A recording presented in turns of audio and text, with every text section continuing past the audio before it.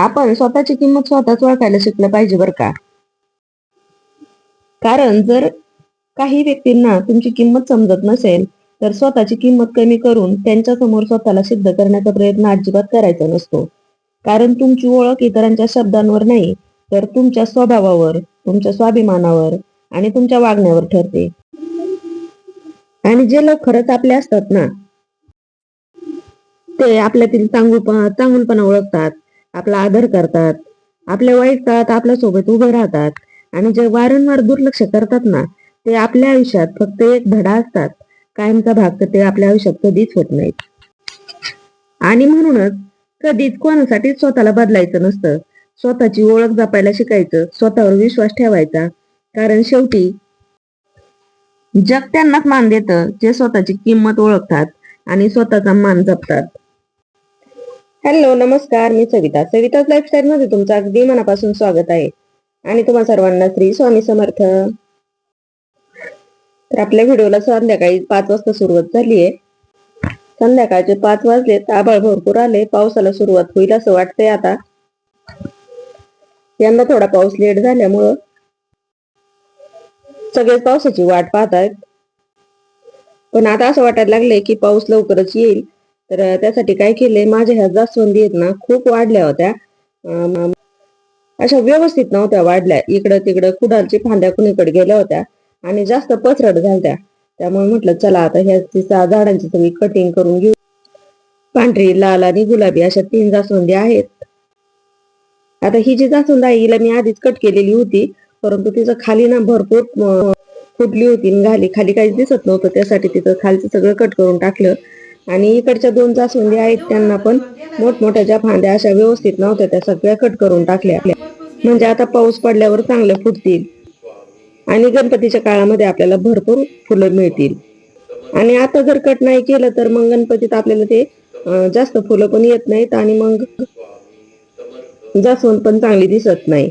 आता कट केली की चांगली फुटते आणि गणपतीच्या काळात भरपूर सारी फुलं आपल्याला देवाला मिळतात. तेवढ्या 2-3 झाडांची कटिंग करायलाच मला जवळजवळ 1-1.5 तास गेला.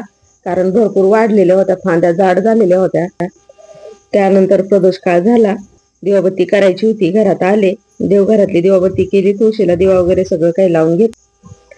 कारण लक्ष्मी यायच्या टायमाला आपली घरातली दिवाबत्ती झालीच पाहिजे. आणि त्यानंतर मला करायचं होतं स्वयंपाक. आज जरा उशीरच झाला होता स्वयंपाकाला. कारण कसं आहे, आता मी थोडा लवकरच स्वयंपाक करत असते. संध्याकाळी 7:30 वाजता आम्ही जेवण करतो.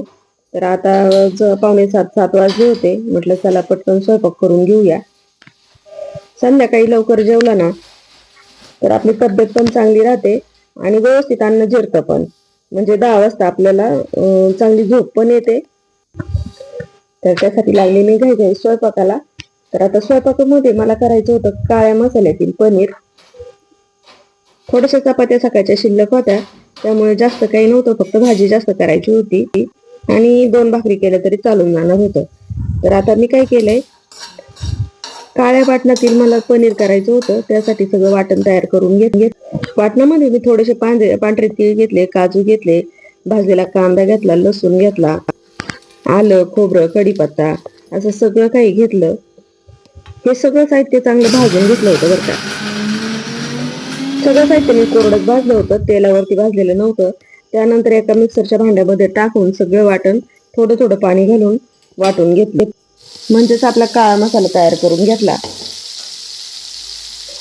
कढईमध्ये थोडंसं तेल टाकलं, त्यामध्ये सगळं वाटण घालून घेतलं आणि तेलामध्ये ते वाटण चांगलं परतून घेतलं. कारण आधी आपण काय केलं होतं, कोरडं वाटण सगळं वाटून घेतलं होतं, अजिबात तेलाचा वापर नव्हता केलेला. त्यानंतर वाटणाला तेल चांगलं सुटलं की नंतर बेसिक मसाले आपल्याला घालून घ्यायचे. हे सगळे मसाले मी घरी तयार केलेले आहेत. काळा मसाला, घरचं लाल तिखट, धना पावडर, जिरा पावडर, हळद पावडर असे सगळे बेसिक मसाले घेतले आणि वाटणामध्ये घालून चांगलं थोडंसं पाणी घालून आता त्याला परत एकदा वाफ काढायची आहे. म्हणजे हे वाटण आपलं चांगलं शिजून निघतं. वाटणाला तेल सुटतंय तोपर्यंत पनीर घेतलं, कट करून घेतलं. 1-1 इंचाच्या तुकड्यांमध्ये मी पनीर कट करून घेतलं. तोपर्यंत आपला मसाला पण चांगलं तेल सुटलं होतं, मस्त असा वास येत होता. तर आता त्यामध्ये वाटणामध्ये आपल्याला चांगलं पाणी घालायचंय.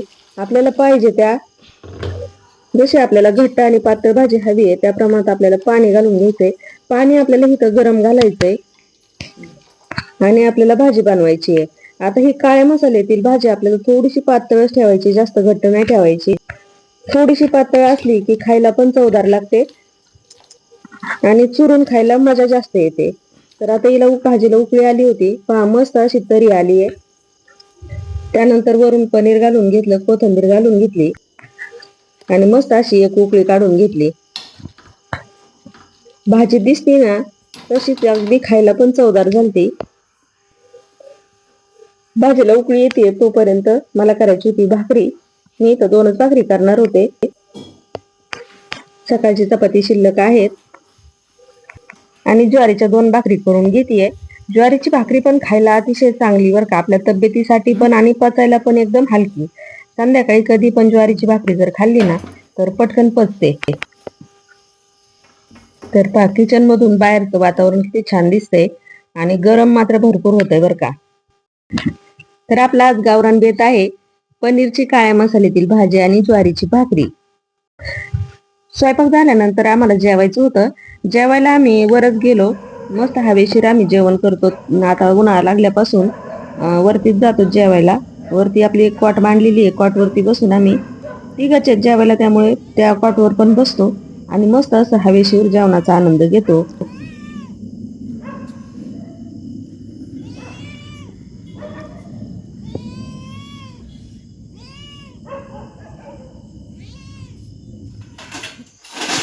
चला तर मग आता मी इथेच व्हिडिओचा एंड करते. व्हिडिओ आवडला तर लाईक करा, शेअर करा, सबस्क्राईब करा. परत भेटूया अशाच एका छानशा व्हिडिओ बरोबर. तोपर्यंत धन्यवाद. श्री स्वामी समर्थ.